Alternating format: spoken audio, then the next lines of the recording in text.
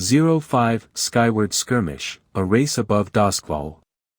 The morning sun cast its golden hue over Doskvol, painting the rooftops and cobblestones with a warm glow. The crow's hideout, nestled in a forgotten corner of Crow's Foot, buzzed with anticipation. The scent of fresh coffee mingled with the crisp morning air as the team gathered around a makeshift table in the dimly lit basement. Jack, Harlequina, Harry, Rabbit's Foot, and Jim Bob, though thought dead by the city, were deep in discussion. Jack leaned forward, his eyes gleaming with excitement. "All right, everyone, here's the plan. We're entering the illegal balloon race today. It's the perfect opportunity to make a name for ourselves and earn some serious coin." Harlequina, her sharp eyes never missing a detail, raised an eyebrow. "What's the catch, Jack?" "There's always a catch with these things." Jack nodded, acknowledging her skepticism. "The Ironborn will be racing too. They're a group of street kids from Char Hollow, orphans mostly, with no real guidance. They're tough, but they're also young and inexperienced. They need our help to win." Rabbit's Foot, ever the cautious one, stroked his chin thoughtfully. "And why should we help them? What's in it for us?" Jack grinned, his mind already several steps ahead. "We make a deal with them. We race together, and if we win, we share the prize. Plus, it's a chance to form an alliance with a group that thrives on chaos. They could be useful to us in the future." Harry Potter, the young wizard, adjusted his glasses and leaned in. "What about the Skoulander refugees? I heard Alara Voss, their leader, has some interest in this race.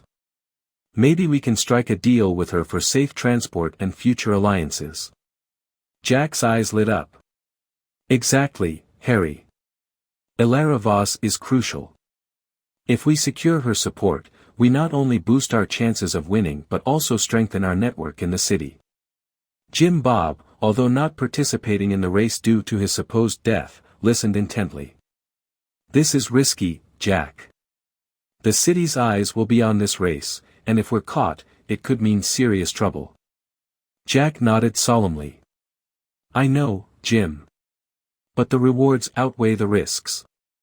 We need this win to establish ourselves. The Crows need to expand, and this race is our ticket." Harlequina's mind raced, weighing the pros and cons. Her thoughts drifted to the Ironborn, a group of children, fierce and independent, but also vulnerable. She felt a pang of sympathy for them, recalling her own troubled past. "All right, I'm in. But we do this smartly. We can't afford any mistakes." Rabbit's Foot sighed, his cautious nature battling with his loyalty to the group. "Fine, but we need a solid plan. We can't just wing it." Harry's eyes sparkled with determination. "I'll prepare some spells to give us an edge. We can't let anything go wrong." Jack smiled, his confidence unwavering. "Good. Let's get ready. We meet Alara Voss, secure her support, and then we race with the Ironborn. Today, we make our mark on Doskvol." As they prepared to leave for their meeting with Alara Voss, the respected leader of the Skoulander refugees, Harry handed the golden rod to Jim Bob. "Keep this safe and study it while we're gone, Jim. We need to understand its power," Harry said, his voice filled with the gravity of their mission.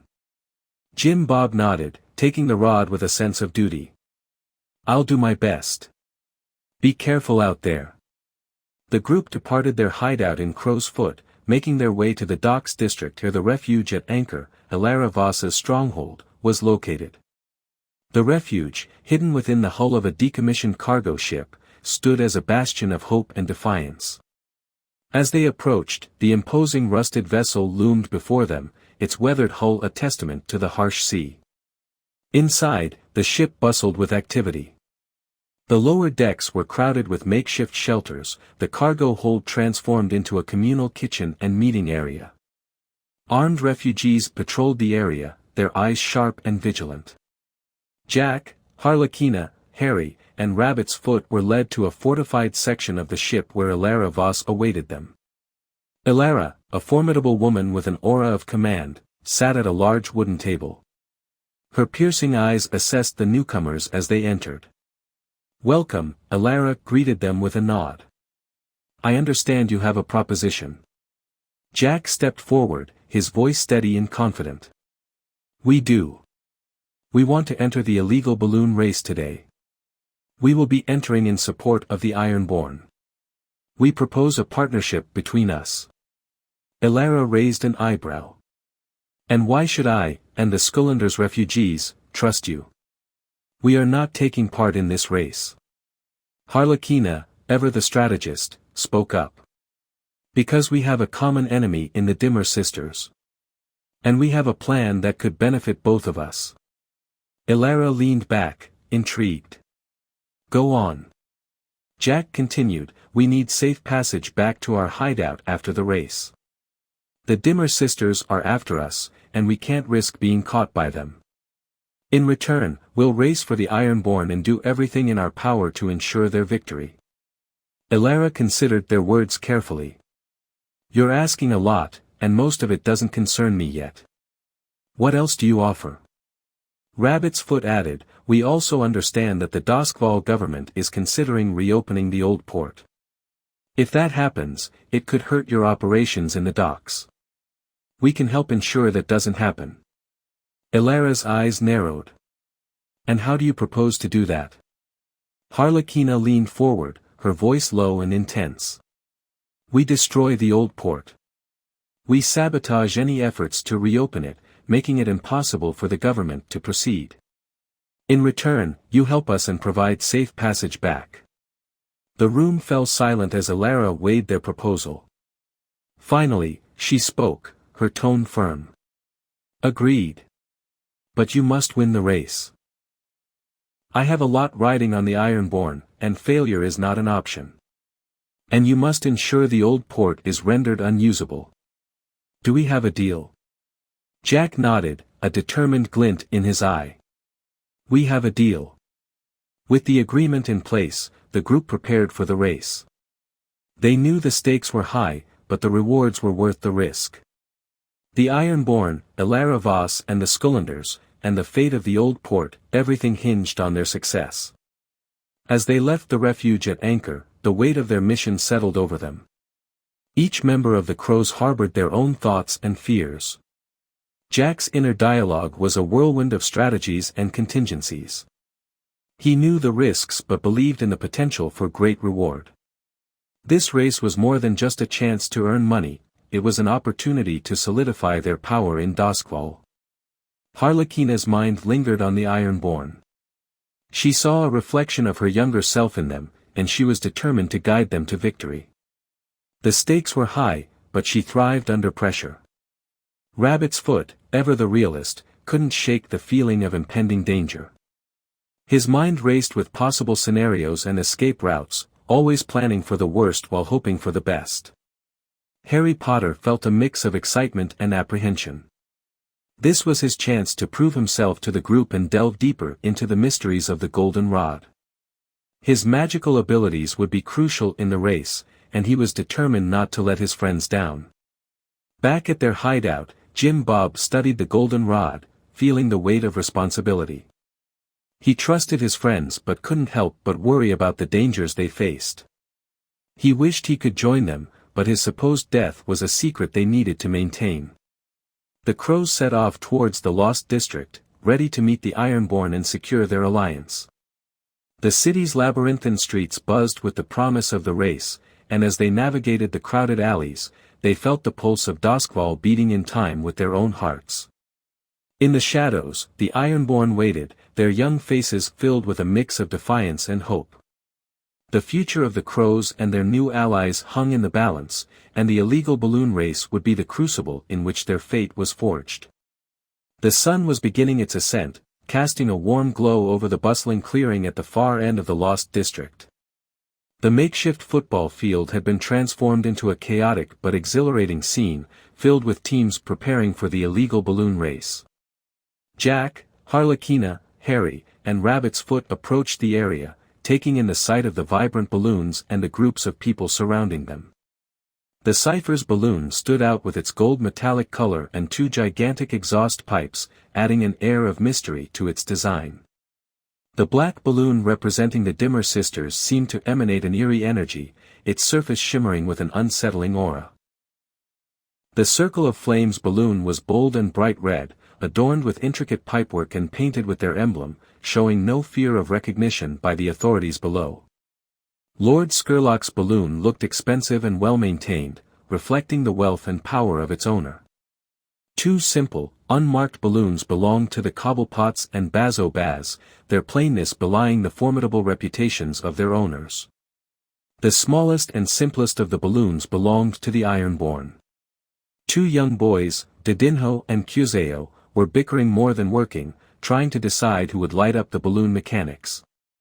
As the crows approached, they could hear the argument escalating.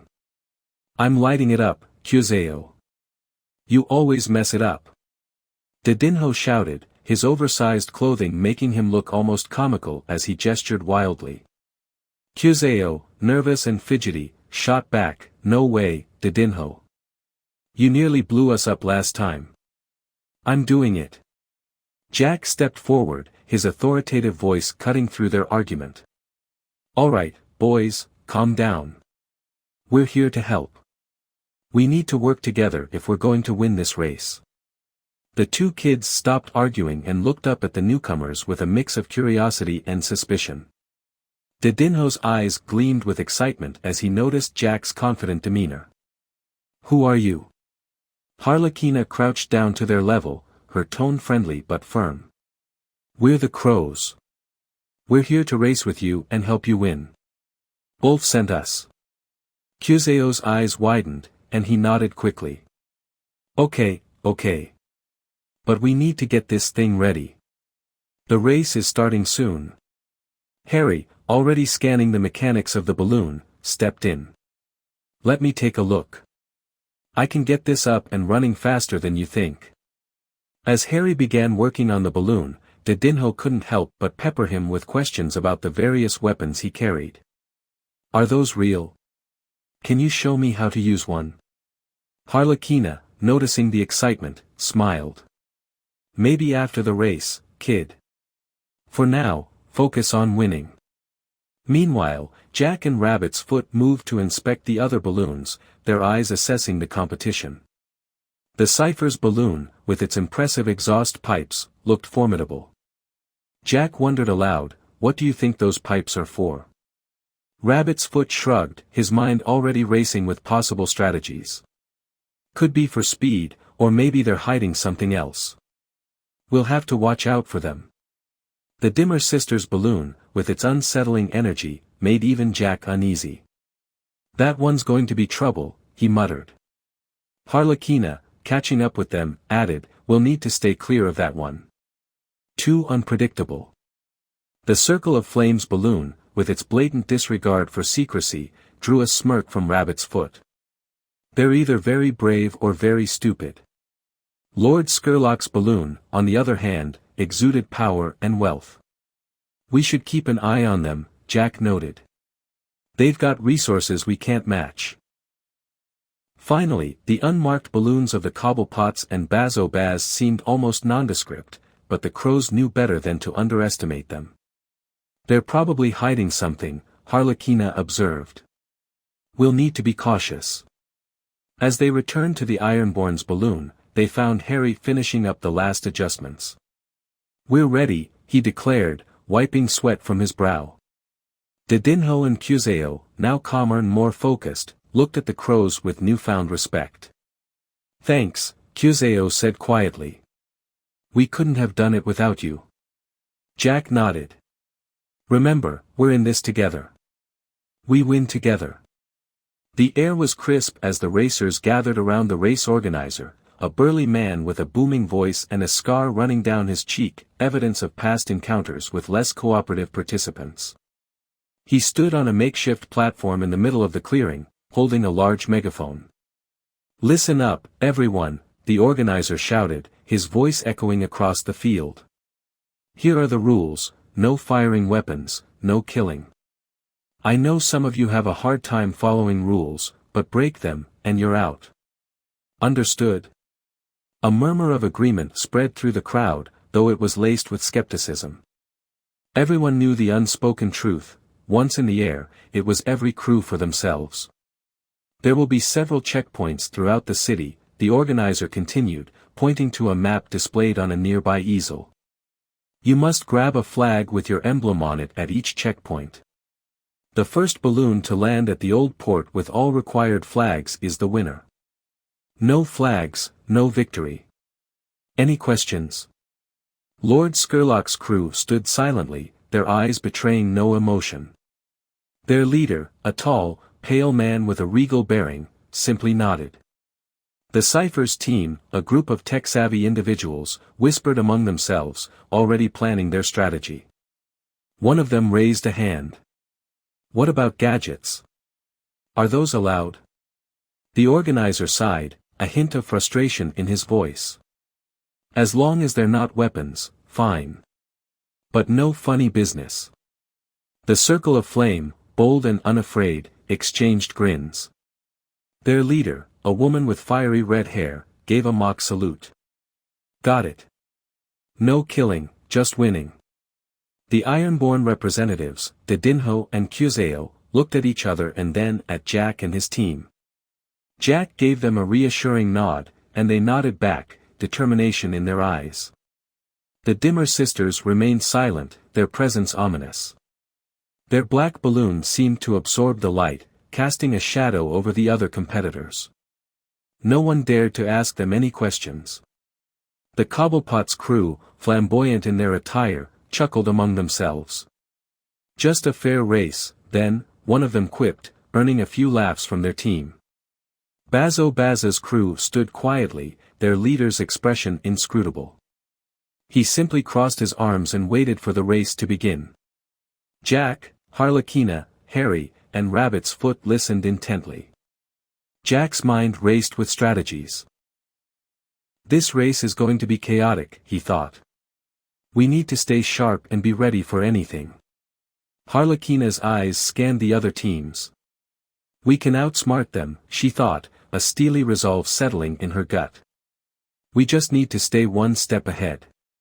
Harry Potter, though new to the world of crime, felt a thrill of excitement. This is like something out of a storybook, he mused. But with much higher stakes. Rabbit's Foot kept his thoughts focused on their balloon. If we can keep this thing in the air and avoid too much damage, we've got a shot. With the rules established, the racers moved to their balloons. The atmosphere buzzed with anticipation as the competitors made final adjustments to their crafts. Ready, the organizer called out, his voice cutting through the tension. On my mark. Get set. Go. The balloons lifted off one by one, each crew determined to claim victory. Scurlock's team quickly took the lead, their balloon gliding effortlessly through the air, a testament to their experience and skill. The Cyphers followed closely, their cutting-edge technology giving them a competitive edge. The Circle of Flame, with their fiery balloon, used a burst of propulsion to secure third place, flames roaring beneath their craft. The Ironborn and the Crows, their balloon a patchwork of repairs and modifications, took off next. Just as they rose, Jack threw a tether to the Circle of Flame's balloon, using their propulsion boost to gain extra altitude and speed. Dedinho and Cuseo cheered as they surged ahead, their earlier bickering forgotten in the excitement of the race. Behind them, the Dimmer sisters' balloon floated ominously, casting an eerie shadow over the competitors. The Cobblepots and Bazo Baza's balloons brought up the rear, their teams focused and ready for the challenges ahead. The race was a battleground in the sky. It began with an electrifying burst of activity. The Ironborn and Crows made a bold start, their determination evident as Jack launched an anchor cord towards the Circle of Flame's balloon, attempting to lasso them. The Circle of Flame, however, with their swift reflexes and fiery arsenal, easily burned through the tether, leaving their competitors trailing behind. Nice try, Jack, the balloonist's leader called out with a smirk. Damn it, Jack muttered as he yanked the remains of the tether back. We'll get them next time.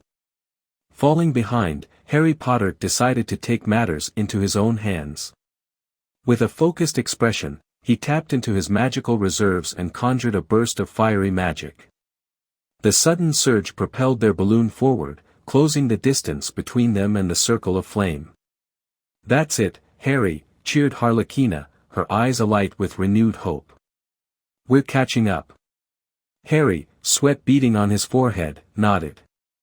"Just hold on. We're not out of this yet." As they approached the circle of flames balloon, Harlequina saw an opportunity. With precise aim, she hurled a grenade onto their balloon. The explosion was deafening, a fiery eruption that momentarily crippled the circle of flame and sent one of their crew members hurtling towards the river below. "That'll teach them," Harlequina shouted, her eyes gleaming with satisfaction. Harry looked concerned. "I hope they're okay," Jack, ever focused, simply replied, "They'll be fine. Keep pushing forward." The first checkpoint loomed ahead, marked by a flag each team needed to capture to continue in the race. Scurlock and the Ciphers, demonstrating impeccable coordination, effortlessly grabbed their flag. Not to be outdone, Didinho and Cuseo took a daring risk. Climbing outside their balloon with nimble agility, they reached out and snatched their flag, their faces beaming with triumph. "We did it, Didinho!" Cuseo yelled, gripping the flag tightly. "Good job, kid," Jack called out. "Now get back in here before we lose any more ground." Seeing a chance to sabotage, Jack took aim with a knife, hoping to loosen the flag of a nearby balloon. In the heat of the moment, his throw missed. "Damn it!" Jack cursed under his breath. "Don't worry," Rabbit's Foot said, patting Jack on the shoulder. "We'll get another chance." Meanwhile, the Dimmer sisters, with their supernatural prowess, made a daring approach towards the circle of flame. A fierce exchange followed, with both parties deploying their unique abilities. The circle of flame, however, utilized their advanced fire tech to boost upwards, narrowly evading the Dimmer sisters' attack. "We'll get you next time," one of the Dimmer sisters hissed. "Not if we burn you first," retorted the fiery-haired leader of the circle of flame, her eyes blazing with determination. Not far behind, the Cobblepots, with their cunning and resourcefulness, spotted an opportunity. While passing Bazo Baz's balloon, they executed a swift sabotage mission, snatching his flag right under his nose. Bazo Baz cursed loudly. "You thieves! We'll get that back." The Cobblepots only laughed as their balloon sailed forward with their ill-gotten gain. Harry Potter, ever the risk-taker, decided to take action. He threw a knife at a nearby balloon, aiming to damage it and slow down their competition. His magic-enhanced aim hit the mark, causing the Cypher's balloon to lose air and altitude rapidly. "Nice shot, Harry!" Jack exclaimed. Harry grinned. "Just doing my part." Recognizing the dire situation of the Cyphers, Jack and Rabbit's Foot rushed to their aid. As they approached the damaged balloon, Jack sprang his trap. Using his mind-altering abilities, he confused one of the Cyphers, causing him to inadvertently disable the balloon's mechanisms. "Sorry, mate," Jack said with a smirk as the Cypher's balloon began to plummet. Rabbit's Foot nodded approvingly. "Good work. Now let's move up." Seizing the opportunity presented by the Cypher's misfortune, the Circle of Flame used this moment to their advantage. They swiftly approached the leading pack, stealthily closing the gap. "Time to show them who's boss," their leader muttered, eyes fixed on the balloons ahead. Just as the group was recovering from their encounter with the Cyphers, the Circle of Flame launched a daring attack. They hurled a flaming bottle at the group's balloon, setting it ablaze. "Fire! Fire!" Harlequina screamed, scrambling to extinguish the flames. "Keep it together!" Jack shouted, trying to maintain control. "We can't let them overtake us." Scurlock's team continued to maintain their lead, navigating the skies with skill and precision. Their balloon soared ahead, leaving the rest of the competitors in their wake. "Steady, everyone," the lead balloonist commanded, his voice calm and authoritative. "We're almost there." Behind the front-runners, the Dimmer sisters showcased their dark and supernatural abilities. They summoned 6 undead aberrations, creatures that were a chilling blend of monkeys and eagles. These aberrations latched onto the Dimmer sisters' balloon, pulling it forward at an impressive speed. "Hold tight," one of the sisters hissed, guiding the creatures with dark incantations. Faced with the threat posed by the Dimmer sisters' aberrations, Harry and Rabbit's Foot sprang into action. Harry unleashed his Charm Beast spell, targeting 2 of the flying monkeys. With a wave of his hand and a few whispered words, he managed to charm the creatures, persuading them to switch sides. "Come to us," Harry murmured, watching as the charmed creatures altered course. Meanwhile, Rabbit's Foot initiated a blood ritual, targeting the remaining 4 flying monkeys. As the ritual took effect, the creatures began to falter, losing their grip on the Dimmer sisters' balloon and plummeting from the sky. "Nicely done," Rabbit's Foot said, breathing heavily. "We've neutralized the threat." Harnessing the speed of the charmed flying monkeys, the team managed to close the gap with the circle of flame. The 2 teams were now neck and neck, battling fiercely for the coveted second place. "Don't let them get ahead," Jack yelled, urging his team onward. "We've got this," Harlequina replied, determination etched on her face. Behind the front-runners, the Dimmer sisters trailed, their fury palpable. They sought to regain lost ground, their dark eyes fixed on the balloons ahead. The Ciphers, meanwhile, struggled to stay in contention, facing challenges that tested their resolve. "We'll catch up," one of the Dimmer sisters hissed. "They haven't seen the last of us." Further behind, the Cobblepots and Baz engaged in their own battles, each team dealing with unique challenges and obstacles. Despite their setbacks, they managed to gain significant ground. "Keep pushing," Baz's balloonist urged his team, frustration evident in his voice. "We're not out of this yet." As the balloons approached the second checkpoint, the race grew even more intense. Scurlock's teams, with impeccable coordination, easily caught their flag, maintaining their lead. The Crows and the Circle of Flame were not far behind, catching their flags almost simultaneously in a dramatic showdown. "We got it!" Harry shouted triumphantly as he secured their flag. "Good work," Jack said, a rare smile breaking his usual stern expression. With the second checkpoint behind them, the teams set their sights on the third checkpoint. Their eyes were filled with fury and determination as they pushed forward, ready to face whatever obstacles lay ahead. "We're almost there," Harlequina said, her voice filled with anticipation. "Let's finish this." As the teams approached the third checkpoint, Harry Potter decided on a daring maneuver. With precise aim, he threw a tether rope towards Scurlock's balloon, managing to snag it. This unexpected move created a makeshift bridge between the 2 balloons. "Hold steady," Harry called, securing the rope.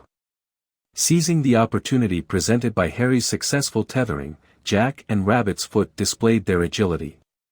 Using the tether rope as a bridge, they crawled across to Scurlock's balloon, leaving their own balloon momentarily unmanned. "Be careful," Harlequina shouted, watching them intently. "We'll be fine," Jack replied, determination in his voice. Faced with unexpected guests on their balloon, the Scurlock sprang into action. Using their impeccable coordination and quick reflexes, they attempted to dislodge Jack and Rabbit's Foot. A brief scuffle ensued as both teams grappled for control, creating a dramatic spectacle in the skies. "Get them off," one of them commanded, his voice icy with authority. Jack dodged a swing from one of Scurlock's men, his own movements quick and calculated. "We're not going anywhere," he snarled, gripping the tether tightly. Down below, a street vendor selling roasted chestnuts looked up, shading his eyes from the sun. His eyes widened as he saw the balloons battling fiercely above. Flames, smoke, and the sound of explosions filled the air. "What's happening up there?" he muttered, unable to tear his eyes away from the mayhem. It's like a war in the sky. A young boy ran up to the vendor, tugging at his sleeve. "Mister, look.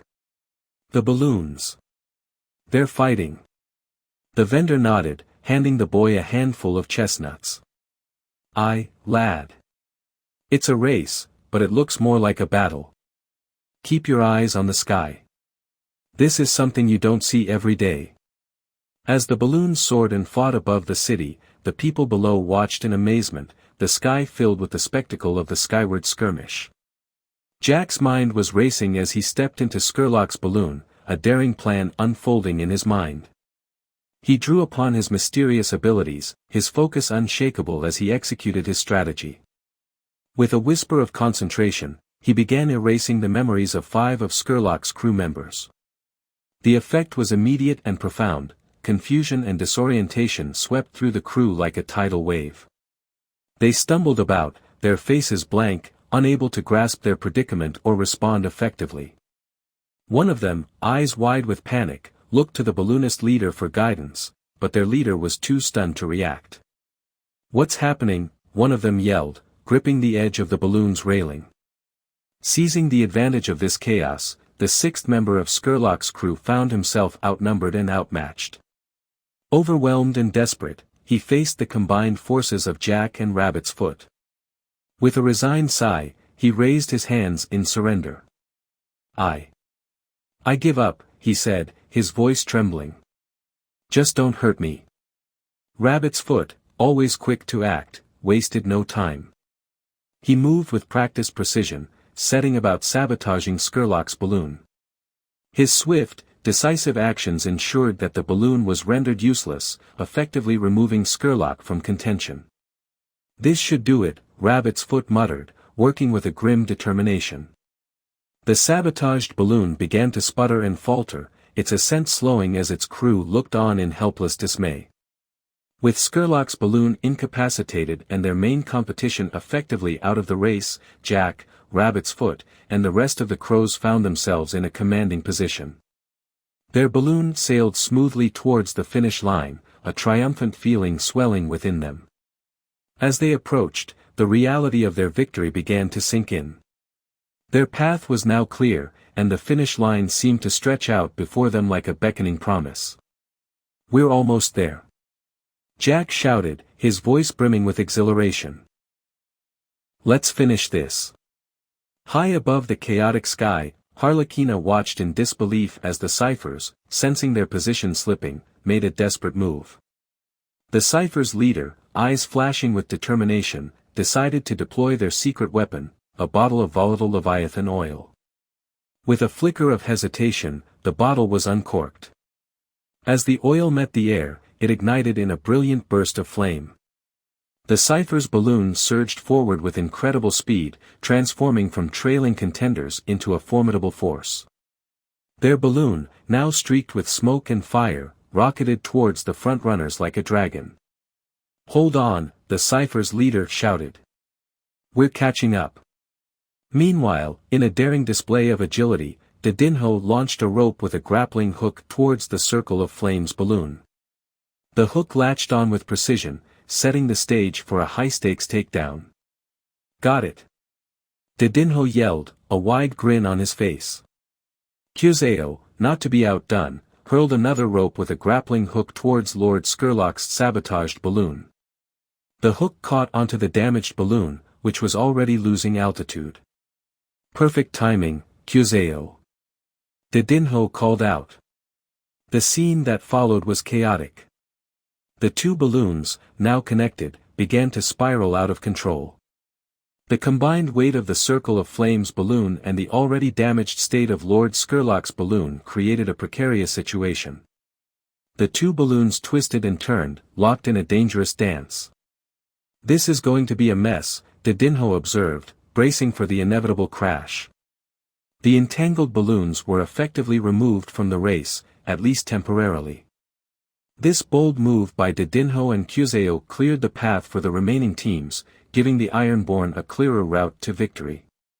The Ironborn continued to lead, their earlier boldness paying off as they pressed on towards the finish line. The ciphers, now rejuvenated by the Leviathan oil's boost, transformed into a speeding force. Their sudden surge put them back in contention, closing the gap between them and the Ironborn. "We're not done yet," the cipher's leader yelled, determination etched into every line of his face. Behind the front-runners, the Dimmer sisters maintained a steady pursuit. Despite setbacks earlier in the race, their determination and supernatural prowess kept them in contention, trailing closely behind the ciphers. "We're still in this," one of the Dimmer sisters growled. "Let's not give up now." As the crows navigated the final stretch, Didinho and Cuseo, alongside Rabbit's Foot, braved the open skies. Didinho, hanging precariously, reached out towards the flag at the checkpoint. His heart raced as he snatched it amid the high-speed chaos. "I got it!" Didinho shouted triumphantly. However, in the midst of this daring maneuver, Cuseo lost his grip and fell from the balloon. The hearts of his teammates sank as they watched him plummet. "Cuseo!" Rabbit's Foot cried out, his voice filled with concern. Thankfully, the fall wasn't from a great height. Although injured, Cuseo was alive. Jack's foresight had included a rescue plan, and a team swung into action on the grounds. They quickly located and retrieved Cuseo, taking him to receive medical treatment. "You're going to be okay," Jack assured him as he watched Cuseo carried away by the Skoulander's refugees. Despite the setbacks, the Ironborn showcased their tenacity and resilience. The daring efforts of Didinho and Cuseo, coupled with the team's quick thinking, kept them in the lead. The Ciphers and Dimmer sisters, undeterred by the Ironborn's advantage, continued their pursuit with relentless determination. The Ciphers' blazing speed and the Dimmer sisters' supernatural prowess ensured the race remained tight. As the Ironborn approached the final checkpoint, Harry Potter, ever the cunning wizard, had a surprise up his sleeve. While everyone was focused on the flag grab, he had sent one of the charmed flying monkeys to stealthily snatch the fourth flag. With all four flags now in their possession, victory seemed assured for the Ironborn. "We've got this," Harry said, a satisfied smile on his face. With the necessary flags secured, the Ironborn prepared for their final approach. However, chaos erupted once again as their balloon descended too quickly, crashing into the old port. The impact ignited the balloon, setting it ablaze. Flames quickly consumed the wreckage, filling the air with smoke and sparks. "This isn't how we planned it," Jack said grimly as he watched the fire spread. "Actually, it was my plan. I sabotaged our own balloon to explode right now." "Let's get out while we can," responded Rabbit's Foot. The Ironborn's victory, though achieved, came at a dramatic and fiery conclusion. The Ironborn's triumph would be remembered for years to come, a tale of daring, skill, and resilience in the face of adversity. Their name would be etched in the annals of Doskvol's history, a testament to their remarkable victory in the Skyward Skirmish. The old port, now a charred ruin, would be unusable for a long time, a lasting reminder of the race's explosive finale. In the aftermath of the explosion, an unexpected confrontation occurred between Jack and Didinho. As the old port burned and chaos reigned, Jack attempted to cover their tracks by using his abilities to erase Didinho's memory. He focused intently, trying to weave his mind-altering powers around Didinho's consciousness. "I'm sorry, Didinho, but I can't let you remember this," Jack said, his voice tense with urgency. However, Jack's powers faltered this time. A strange symbol began to glow beneath the skin of Didinho's hand, revealing a powerful protection charm that had been set up in advance. The sight of the glowing symbol filled Didinho with fear and confusion. "What's happening?" Didinho shouted, his eyes wide with panic. "You're trying to erase my memory." "Why?" Fearful of betrayal, Didinho's instincts took over. He drew a knife and, with a swift motion, stabbed Jack in the ribs. Jack gasped, pain flashing across his face as he clutched his side. "Didinho, wait!" Jack cried out, but Didinho was already sprinting away, his heart racing. Rabbit's Foot, witnessing the violent confrontation, immediately gave chase. Didinho, stop. Jack didn't mean any harm, he called after him, his voice filled with desperation and concern. But Didinho was too consumed by fear and anger to listen. He vanished into the smoke and debris, leaving Rabbit's Foot frustrated and worried. Despite the chaos and betrayal, the Crows managed to finish the race, securing a win for the Ironborn by default. The Ironborn, though victorious, found their relationship with the Crows strained by the recent events. The alliance that might have been solidified through their shared victory remained tenuous, leaving the Crows as a neutral force rather than close allies. The aftermath of this audacious act had far-reaching consequences.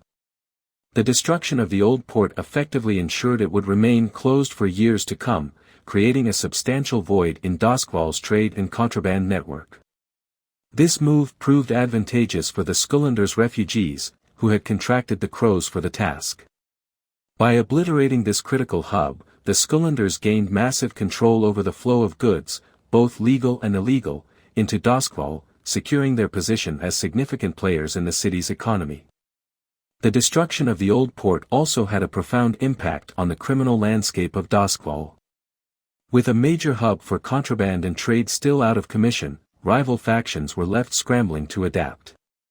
This upheaval introduced new opportunities for alliances and conflicts as different groups vied to fill the void left by the port's destruction. The balance of power was shifting, and the repercussions of this shift promised to stir up a new wave of intrigue and competition. Amid the chaos, the Crows had forged a pivotal alliance with the Skoulander's refugees. This partnership, born out of the destruction of the old port, promised to provide the Crows with significant support and resources for future endeavors. However, it also entangled them in the refugees' complex web of interests and conflicts, binding them to a new set of alliances and rivalries. The bold and destructive act did not go unnoticed. The explosion at the old port triggered a cascade of reactions from authorities, rival factions, and the general populace. Despite this, the Crows found themselves under no scrutiny, facing no potential investigations, attempts at revenge, and calls for justice. Their audacious move had remained unknown to the other criminal factions of Doskvol. Nevertheless, the destruction of the old port was a significant achievement for the Crows. Their successful execution of the task ensured their alliance with Alara Voss and the Skoulander's refugees. This new partnership promised considerable benefits and furthered their influence in Doskvol, opening doors for future ventures and support. In a twist of fate, Lord Scurlock, despite his own setbacks, reached out to the Crows. As a close friend of Alara Voss, he offered a partnership, recognizing the Crows' audacious actions and potential. This offer provided the Crows with additional opportunities and allies, solidifying their position in Doskvol's intricate power dynamics. As the Ironborn reflected on their victory and its ramifications, Ulf Ironborn, the leader of the Ironborn Kids, convened with his closest friends, Didinho and Cuzeo. They discussed their thoughts on the new crew known as the Crows. "Those Crows are something else," Ulf began, his tone a mix of admiration and skepticism. "They took bold risks and managed to win despite everything that happened." Didinho, still processing the earlier confrontation with Jack, nodded in agreement. They certainly had the audacity to follow through. But their approach at the end was more than just about winning. It was a statement. Cuzeo, who had been silent for a moment, finally spoke. "True, but they also showed they're not easily swayed by alliances or threats. They made enemies and allies all at once." Ulf leaned back, deep in thought. "It's clear they're a force to be reckoned with. Their actions have reshaped the power dynamics in Doskvol. We'll need to keep a close watch on them. They might not be with us, but they're certainly influential." Didinho, still feeling the sting of his confrontation with Jack, added, "We'll see how things unfold. For now, they're neutral, but their actions have set a precedent. We'll need to navigate this carefully." Cuzeo nodded in agreement. Indeed. The world of Doskvol is always shifting, and the Crows have become a significant part of that. As the three friends sat together, their conversation underscored the evolving landscape of Doskvol's criminal underworld. The Ironborn's victory had set off a chain reaction, and the future promised new challenges and alliances. The Crows, through their unexpected and impactful actions, had carved their place in the city's history, and